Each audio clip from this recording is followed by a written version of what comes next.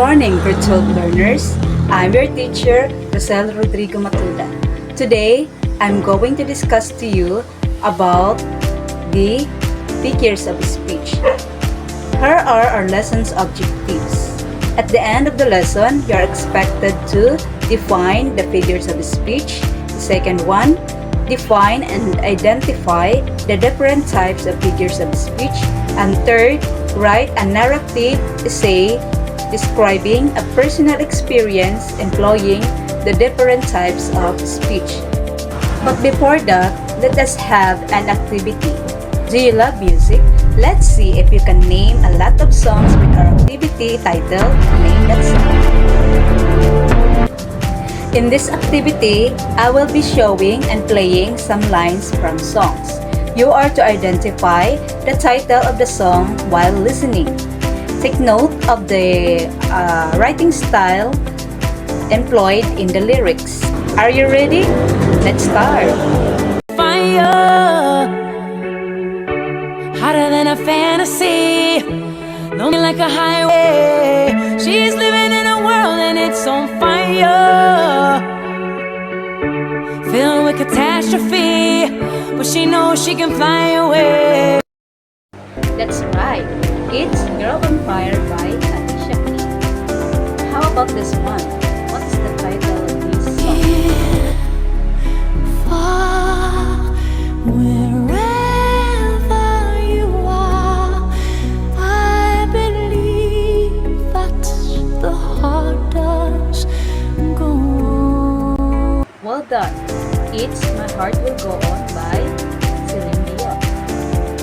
How about this one? No glows white on the mountain tonight, not a footprint to be seen. Yes, excellent. That is Let It Go by Idina Mensa.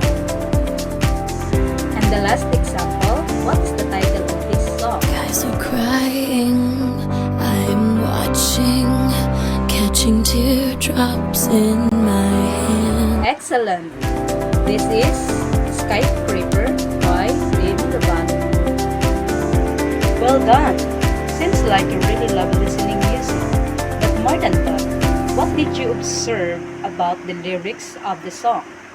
Are they literally in meaning? Actually, these songs used literary techniques called figures of speech. What is figure of speech? It is an expressive, non-literal use of language. It is like a special effects for writers, and it is also a powerful tool to create a vivid imagery through words. We have different types of figures of speech.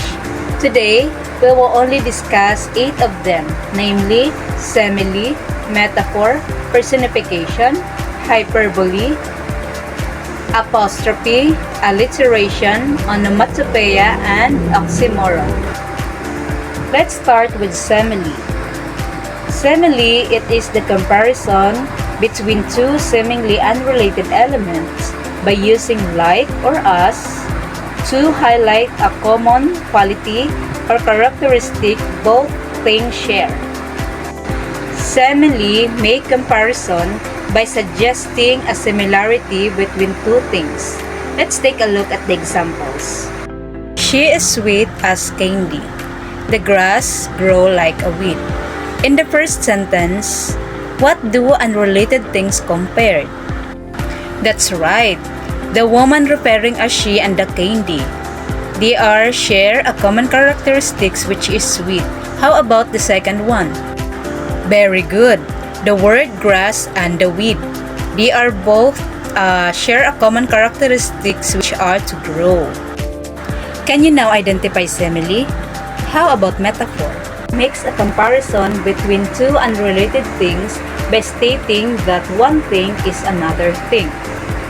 It is usually done by highlighting a characteristic between two distinct elements. Unlike simile, metaphor make direct comparison and does not use the word like and as. Let's take a look at the examples. Number 1. The supermarket is a zoo today. Second one, time is a river. In the first sentence, what are the two unrelated things compared in the sentence? That's right, the word supermarket and the zoo, which means there's a lot of customers. How about the second one? That's right, it's the word time and the river, which means it's suggesting a continuous flow. Can you now understand metaphor? Next type of figures of speech is personification. It is a special type of metaphor where human actions or feelings are ascribed to a non-human thing. When we talk about something that isn't human as if it was, we are personifying it. That is making it into a person. Let's take a look at the examples. Number 1, the moon smiled down on the earth. And the second one, the star winked at me from the night sky. As you can see from the examples, there are non-human objects personifying, and these are the moon smiled and star winked. But they are given such characteristics for the readers to vividly imagine the image. Apostrophe. It is a direct address to an inanimate object, a dead person as if living, an absent person, or an idea. In here, the speaker directly addresses someone or something that is not present or cannot respond in reality. Let's take a look at the examples. Number 1, oh God, save me. Number 2, come on trousers, you have to fit me. As you can see in the first example, obviously God cannot respond to the speaker. The same with the second sentence, which is the trousers. They are both cannot respond to the speaker. That's what we call apostrophe. The next figure of speech, which is hyperbole. These are exaggerated statements or claims not meant to be taken literally. It is often used for emphasis and in high effect. Let's take a look at the examples. Number 1, I told you a million times. The second one, she cried a river of tears. In the first sentence, it emphasizes that the speaker has told you many times. In the second one, it does not literally mean that she cried a river of tears, but it means that she cries a lot. This is onomatopoeia. It refers to the words that sound like the thing they describe. It is commonly seen in poetry where its use is a powerful tool for imagination as it imitates the sound that the thing describes themselves. A common example of onomatopoeia can be seen in the sounds of various animals make and also in the sounds of objects.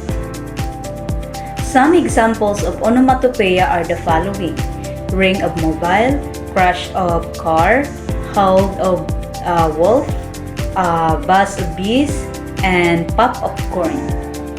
So, what other sounds can you make? I am sure that you can list more of them. Let's proceed with the next figure of speech, which is alliteration.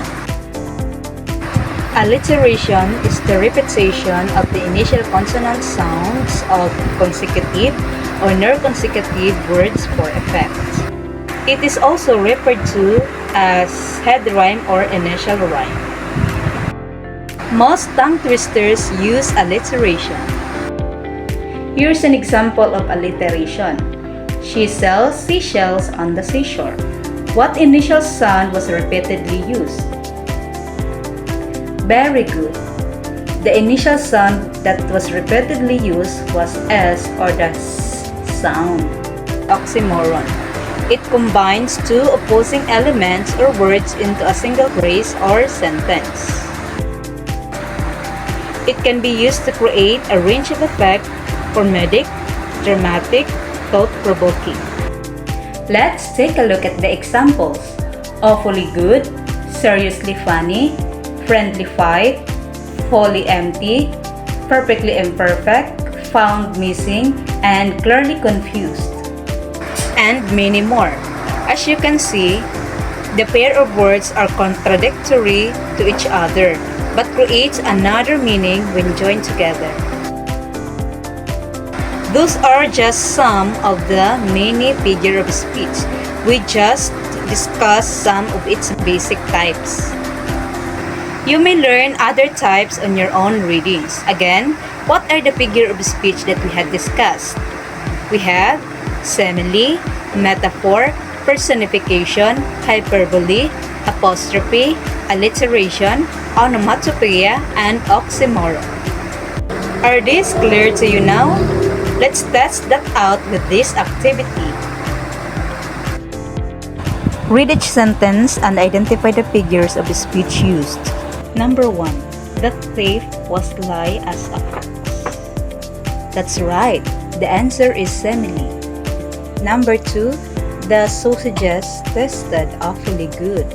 The answer is oxymoron because of the word awfully good.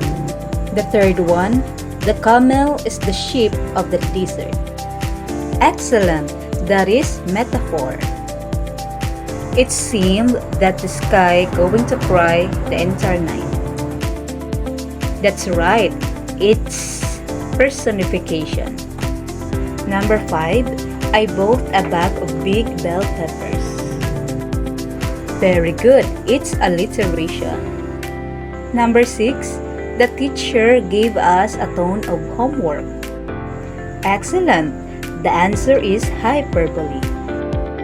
Number 7. I love to hear the chirping of birds at my window in the morning. That's right.